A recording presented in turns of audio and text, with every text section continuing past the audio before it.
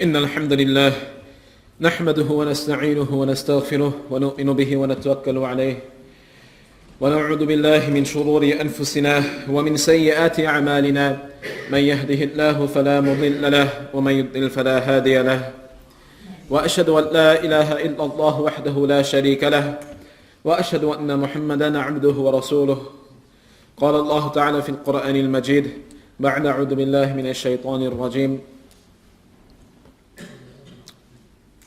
والتين والزيتون وطور سينين أما بعد. Dear brothers and sisters, we begin by praising Almighty Allah subhanahu wa ta'ala. We send peace and blessings upon Rasulullah sallallahu alaihi wasallam, upon his companions, and upon all those who have treaded in their footsteps of righteousness and piety. We ask that Allah subhanahu wa ta'ala make us from those who believe and follow in their teachings. Ameen.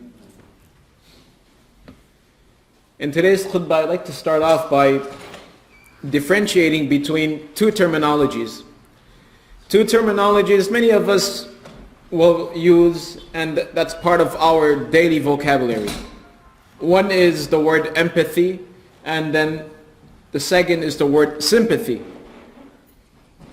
These two words, empathy and sympathy, are at times used interchangeably, used as synonyms. But for the most part, there is a very big difference between the definition of empathy and the definition of sympathy. In general, empathy is the ability to experience the difficulties, the hardships, and the challenges someone else has gone through. So I'll give you an example. Someone's loved one passed away. Someone went through bankruptcy. For you as an individual to be able to experience the emotions and the feelings that person is currently experiencing and feeling, that is the definition of empathy. Whereas sympathy is a little lower. Sympathy means that you can understand what that person is going through. You can understand he's going through a difficult time, no problem. We can understand that. And to one level or another, all of us have that quality of being able to sympathize with one another or being able to empathize with one another. But understand that there's a big difference. When we look at the life of Rasulullah sallallahu alaihi wasallam, we realize that the Prophet sallallahu alaihi wasallam was not a person who simply possessed a great amount of sympathy, but he was also a person who possessed a great deal of empathy. He was a person who was able to experience. He was able to experience the difficulties of others. Not just understand it, not just say, I understand what you're going through, but actually experience, right? And you have to understand that there's never 100% empathy. Right, there's no such thing because we can never experience what another person has experienced, but we can to a very, very good extent. So the Prophet ﷺ was a person who was able to empathize with others. To the extent he was able to empathize with the people who persecuted him, the people who tortured him, the people who rebelled against him and his teachings. An example, Rasulullah sallallahu alaihi wasallam once went to a place called Ta'if, right? And this is an incident which many of us grew up hearing and listening. Because it's a very emotional incident. It was a very difficult time for Rasulullah sallallahu alaihi wasallam. It was during that year, that time of the life of the Prophet, that period was known as Amul Huzn, the year of sorrow. Why? Because it was in that year of the life of the Prophet sallallahu alaihi wasallam, his wife had passed away. His beloved wife, Khadija radiallahu anha. She was the one, keep in mind, his first wife. She was the one who gave him all his children. She was the one who comforted him at one of the most difficult instances of his life. When he first encountered Jibreel alayhi salam, he came running home. And he was under the impression that he had gone crazy. Literally. He had run to his wife and he's saying that, I think I've lost my mind. And it was Khadija radiallahu anha who had comforted him, who had given him solace and basically told him, listen, this is not the situation. You are a person who does so many good things and Allah will not do this to you. Right? So that was literally the first love of Rasulullah sallallahu alaihi wasallam. And that was the year when Rasulullah sallallahu alaihi wasallam lost his wife. Not only that, that was the very year when Rasulullah sallallahu alaihi wasallam lost his uncle. And you have to understand that his uncle Abu Talib was the main reason as to why the Prophet ﷺ was not being persecuted, was not being harassed, and was not being he was not trying to be assassinated. It was because Abu Talib was a very aristocratic individual in society. He was someone who held a very high position in society of Quraysh. And back then, people who held high positions were able to grant protection to other members of their family. And if you disregarded or if you broke that protection that this person was offering, it meant you are now going to war with this person and his family and his tribe. So this was very much respected. So it was Abu Talib who was offering protection to Rasulullah ﷺ, and because of that protection that was there, all the other people who hated the Prophet ﷺ, they weren't really making a move. They were trying to bribe the Prophet ﷺ. They were trying to persuade him. They were saying, we'll give you this, we'll give you all the money you want, you can marry any woman you want, we'll make you the most powerful person, right? Just stop doing what you're doing. Stop calling people towards this one God, and stop, belittling our culture and our way of life. That's what they were doing at that point. But after Abu Talib had passed away, they realized that there's no one else to offer protection to the Prophet. He's by himself now. And that's when all the harassment began. That's when all the persecution began. That's when the many attempts on his life began. So during this year, during this period, the Prophet ﷺ faced two losses in his life. He lost his wife and he lost his uncle, his protector. And it was at this time when the Prophet ﷺ decided that he would go to Ta'if, a nearby city. He had some distant relatives over there. So his plan was, I'll go there and I'll speak to them, and hopefully I'll leave with some sort of support and some new friends and allies. Instead, the exact opposite happened. The Prophet ﷺ goes to Ta'if. Instead of being greeted, instead of being even treated like a human being, the Prophet ﷺ is literally kicked out of Ta'if. As they were kicking him out of Ta'if, they had these people who were throwing rocks at the Prophet ﷺ, who were hurling dirty words at the Prophet ﷺ, to the extent where narrations mention that he bled so much that the blood flowed down his shins and onto his sandals, whereby his sandals got stuck to the soles of his feet because of the extensive amount of blood, right? But the Prophet ﷺ, after that incident, as he left Ta'if and he laid down to rest, right? Because you're being pelted with stones, right? You're not tired, you're in pain. So the Prophet ﷺ is laying down, recovering, and Jibreel alayhi salam comes, and Jibreel alayhi salam says to the Prophet ﷺ that if you want, I can command two angels who will come right now, and you see these two mountains right alongside Ta'if. Ta'if was here, and then alongside was one mountain, two mountain, right? So Jibreel says, if you want, I can command these two angels to be present before you, and all you have to tell them is crush this city. And they will crush this city with these mountains, and these people will be gone. At that moment, the Prophet ﷺ, imagine, right? The Prophet ﷺ, he says, leave them, they don't understand. That is the definition of empathy.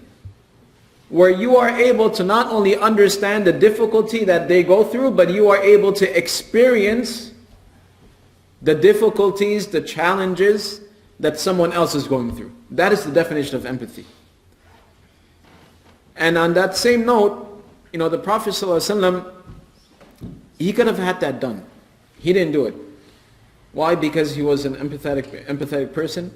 But he also mentioned that, perhaps from this group of people, their progeny will accept Islam.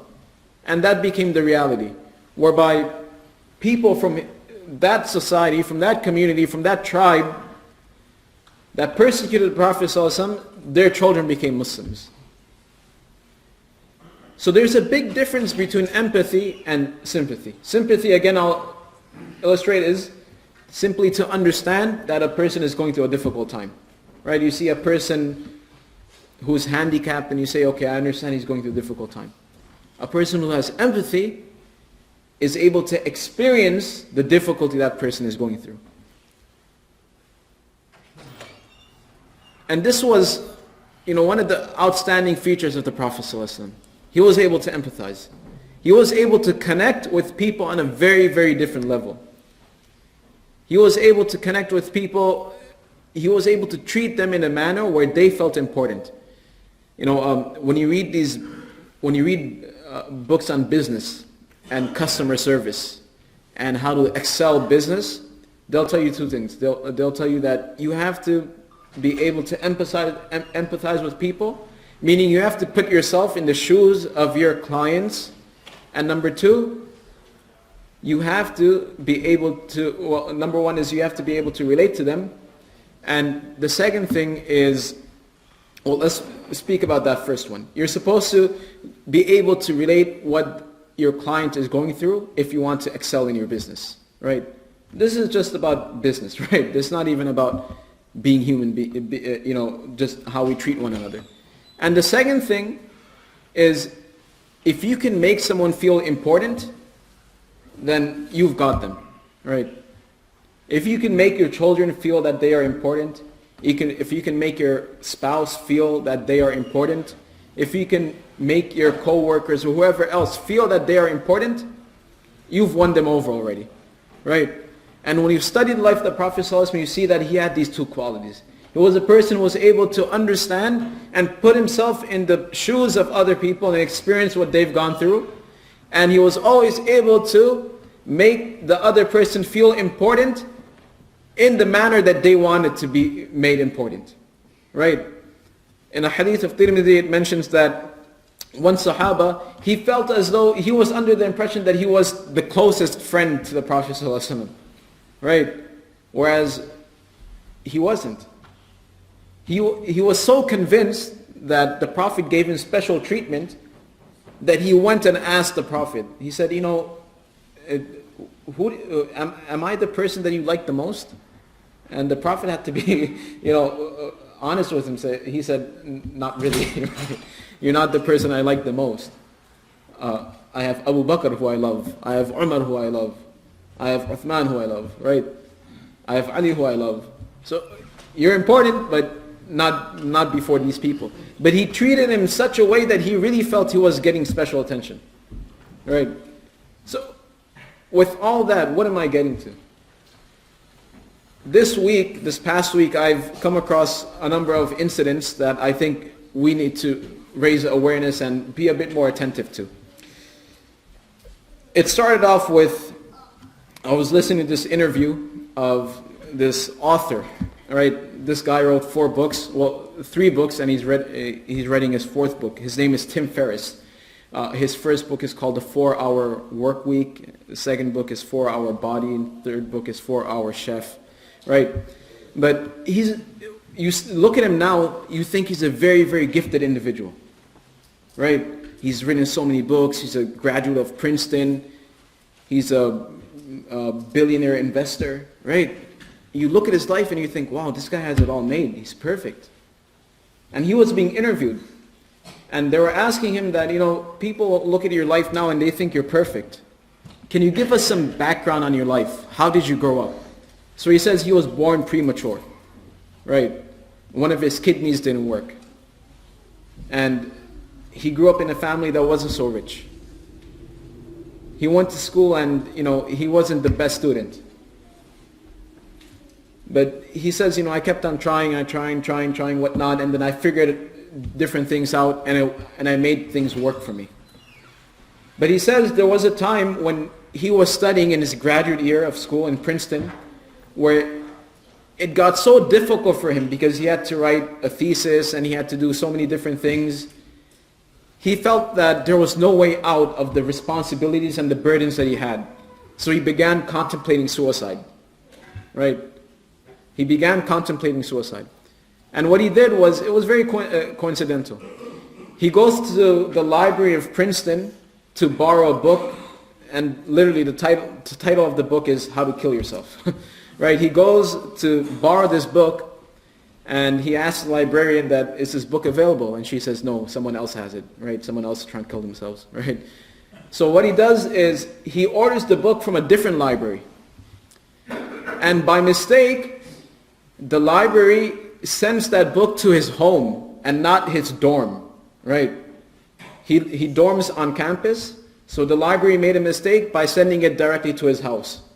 And his mother opens the package and she says, what kind of book is this, How to Kill Yourself? And she calls him and says, Tim, are you okay? What's wrong with you? And he says, this is for a different friend of mine. I'm doing a research project. But at that point it struck him that, I'm trying to commit suicide. He mentions this in the interview, that he was 99% ready, right? He had everything sorted out. He had all the excuses made. He was ready to do it. He says, but at that point when his mother called, he realized that suicide is not a small thing. It's the most selfish thing to do. That if you think you're in such a difficult position, you're going to take yourself out by taking your life, the amount of grief and pain you're going to cause everyone else around you is just beyond imagine. And that is the most selfish thing that you can do. That's what he's saying, right? And then the person who was interviewing him asks him that, there's a lot of youngsters in today's time who go through depression and who actually contemplate suicide and who actually commit suicide. What advice do you have for them? Because you've been in that position. So he says the best advice I can tell them is that, we'll get to that at the end, right? His advice. And I think his advice is going to be much more better than my advice, right? There was another person I met a couple of days ago, and as I was speaking to the person, I went to this one store to buy something. I was just speaking to the lady over there, right? And the lady was telling me that she had a very rough past, a very rough history, whatnot. And for a very long time in her life, she felt as though she was worth nothing at all. She had no value, no self-esteem, no self-worth. She felt like she was trash, right? And there were incidents in her life, right, that basically proved her point. And then a couple of days further back, last week, I got news of a young boy, a young adult who was, I believe, 20 years old. And he took his own life. He committed suicide. He wasn't a regular individual. He was a very good boy, came from a very good family. And everyone who knew him, everyone who interacted with him said this guy was the most carefree, most pleasant person to be around. And when they found out that he had committed suicide, it was a shock to the entire community, right? It wasn't like this person was some loner or this person was someone who never interacted with anyone. This person was an outgoing, extroverted individual who was very pleasant to be around, right? But the point I'm trying to make is stuff like this is in our community. It's not, when we hear about stuff like that, we brush it off. We say, just be happy, or think positive, or something like that, along those lines. We underestimate the difficulty a person is going through.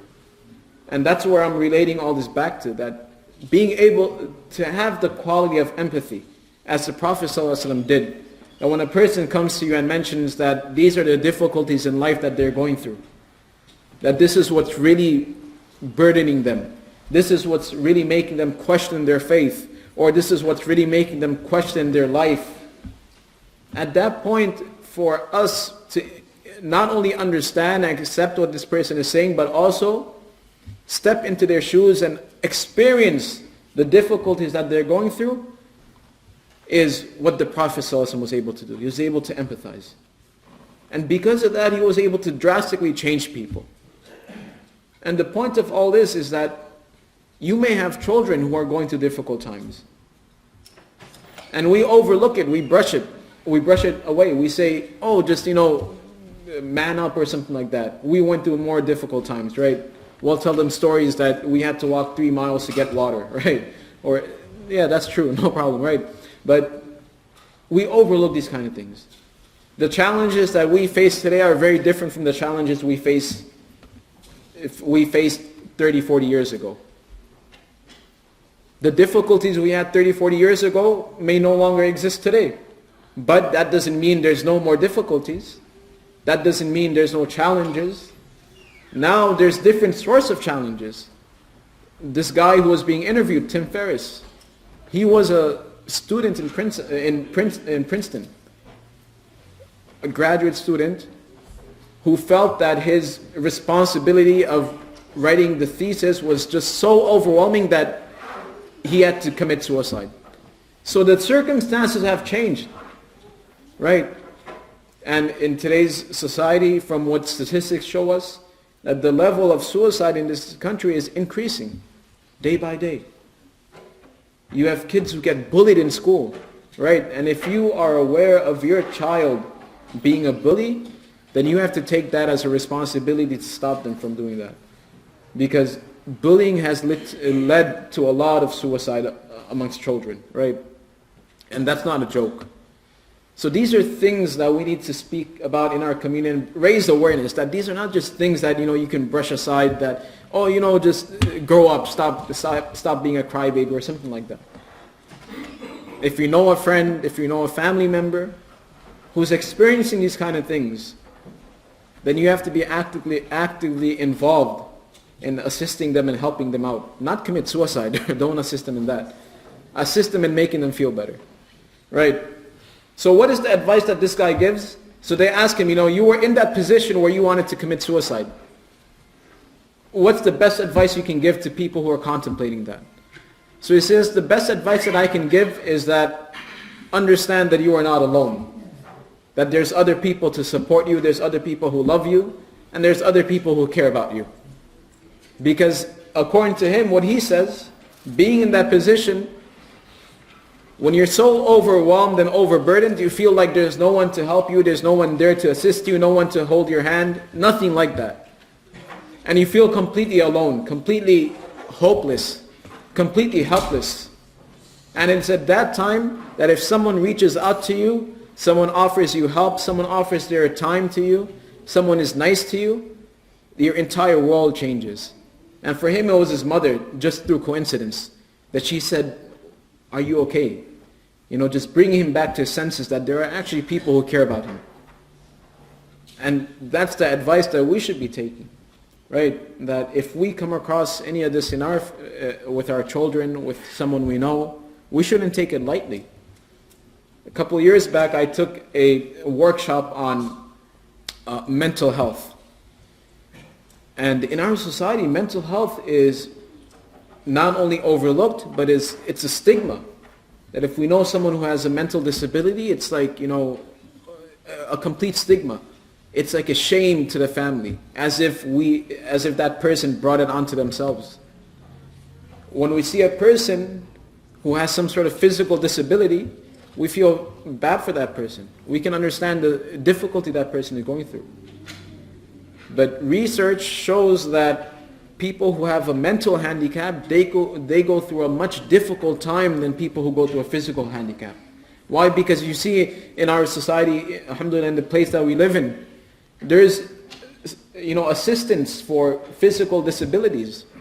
You have ramps, if a person has a wheelchair. You have hearing aids. But for a person who has a mental disability, a mental handicap, aside from medication, which sometimes works, sometimes doesn't, there's no way for us to assess that this person has some sort of mental disability. If you speak to a person who doesn't have any physical indications of being mentally handicapped, there's no way to really tell until you get to know that person, right? And it's sometimes it may be so acute, right? Acute meaning very hard to identify, that you won't even understand it. So these things in our community need to be taken very seriously, because they lead to very big consequences, and they have very big repercussions when they are disregarded and neglected.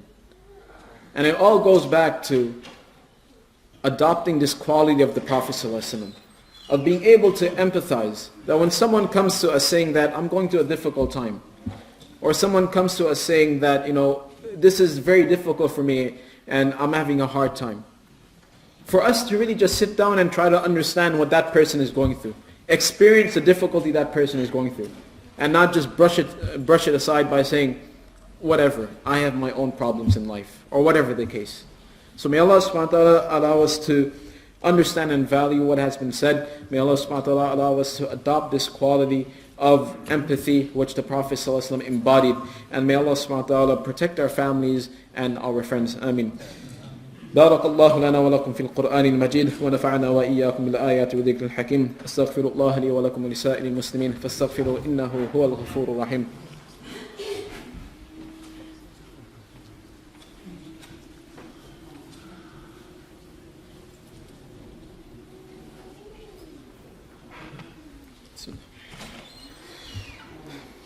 إن الحمد لله نحمده ونستعينه ونستغفره ونؤمن به ونتوكل عليه ونعوذ بالله من شرور أنفسنا ومن سيئات أعمالنا من يهده الله فلا مضل له ومن يضلل فلا هادي له ونشهد أن لا إله إلا الله وحده لا شريك له ونشهد أن محمدا عبده ورسوله. قال الله تعالى في القرآن المجيد بعد أعوذ بالله من الشيطان الرجيم إن الله وملائكته يصلون على النبي يا أيها الذين آمنوا صلوا عليه وسلموا تسليما اللهم صل على محمد عبدك ورسولك وصل على المؤمنين والمؤمنات والمسلمين والمسلمات وبارك على محمد وأزواجه وذريته. قال النبي عليه الصلاة والسلام أرحم أمتي بأمتي أبو بكر وأشدهم في أمر الله تعالى عمر وأصدقهم حياء عثمان وأقضاهم علي وفاطمة سيدة نساء أهل الجنة والحسن والحسين سيد شباب أهل الجنة وحمزة أسد الله وأسد رسوله رضوان الله تعالى عليهم أجمعين. To finish off our khutbah, I'd like to mention an ayah from the Quran in Surah At-Tin, where Allah subhanahu wa ta'ala says, لَقَدْ خَلَقْنَا الْإِنسَانَ فِي أَحْسَنِ تَقْوِيمٍ. That indeed we have created, لَقَدْ خَلَقْنَا الْإِنسَانَ فِي أَحْسَنِ تَقْوِيمٍ. We have created mankind, human beings, in the best of forms, right? In the best of, فِي أَحْسَنِ تَقْوِيمٍ. Taqweem means, taqweem is when you put something together in the best way possible, right? And in another ayah, Allah subhanahu wa ta'ala in Surah Al-Isra mentions, وَلَقَدْ قَرَّمْنَا بَنِي آدَمَ. That indeed we have honored the children of Adam alayhi salam, meaning human beings. What this all indicates towards is that life in general, and especially the life of each and every single human being, is something sanctified, holy, and there's a lot of dignity and honor behind each and every single individual. And although many of the scholars, when they provide commentary on these ayahs, they speak about the sanctity of life, that we should not harm one another, so on and so forth. But at the same time, what we can draw from this is that in today's society, as we were speaking about, there's a lot of us that are going through these states of depression, that we're going through these moments in our life where we feel that we have no value, no self-worth, no self-esteem at all. And my message to you is that it's Allah subhanahu wa ta'ala telling you, our Creator is telling us that He has given us and made us people of value. He is the one who has given us honor and dignity. So if there's no one to tell you that, then Allah is telling us that in the Quran. That He has created us with honor, dignity. And Allah subhanahu wa ta'ala is the one who has given us value. And if Allah subhanahu wa ta'ala is telling us that, then we don't need anything else. So may Allah subhanahu wa ta'ala allow us to understand all that. May Allah subhanahu wa ta'ala allow us to value our lives. And may Allah subhanahu wa ta'ala allow us to adopt these qualities of the Prophet sallallahu alaihi wasallam. إن الله يأمر بالعدل والإحسان وإيتاء ذي القربى وينهى عن الفحشاء والمنكر والبغي يعظكم لعلكم تذكرون فاذكروا الله يذكركم واشكروه ولا تكفرون وقيموا الصلاة